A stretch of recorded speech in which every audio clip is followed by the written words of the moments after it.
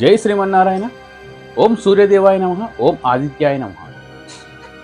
మాఘమాస శుక్లపక్ష సప్తమి నాడు ఉత్తరాయణంలోకి ప్రవేశిస్తాడు సూర్యభగవానుడు. అయితే సూర్యభగవానుడు రథసప్తమి యొక్క విశిష్టత గురించి ఈ వీడియోలో చెప్తాను.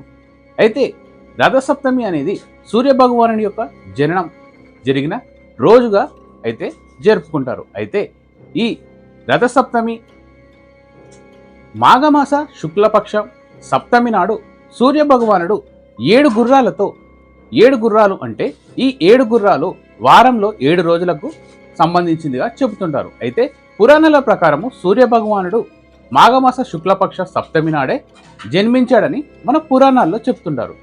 సూర్యభగవాని యొక్క రథసప్తమి విశిష్టత గురించి ఈ వీడియోలో చెప్తాను. వీడియోని చివరి వరకు చూడండి. మాఘమాస శుక్లపక్ష సప్తమి నాడు జరుపుకునే రథసప్తమి అయితే సూర్య జయంతి అని కూడా అంటారు. సూర్యభగవానుడు 7 గుర్రాల రథంపై ఉత్తరాయణంలోకి ప్రవేశించే పర్వదినం.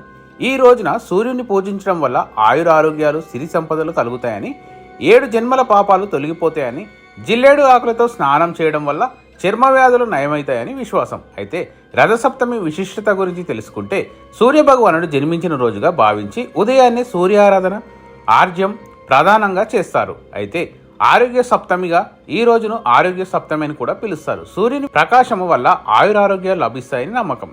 ప్రత్యేక స్నానాల వల్ల ఉదయాన్నే తల స్నానము, భుజాలపై జిల్లేడు ఆకులు 7 ఆకులు పెట్టుకొని పవిత్ర నది స్నానం లేదా ఇంటి వద్ద స్నానం చేయడం అత్యంత విశేషం.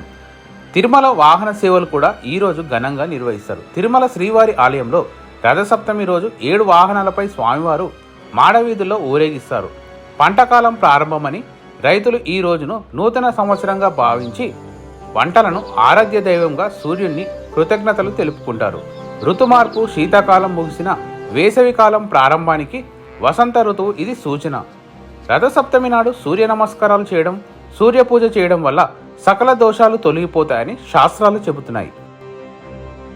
ఓం సూర్యదేవాయ నమః అని కామెంట్ చేసి సబ్స్క్రైబ్ చేసుకోండి.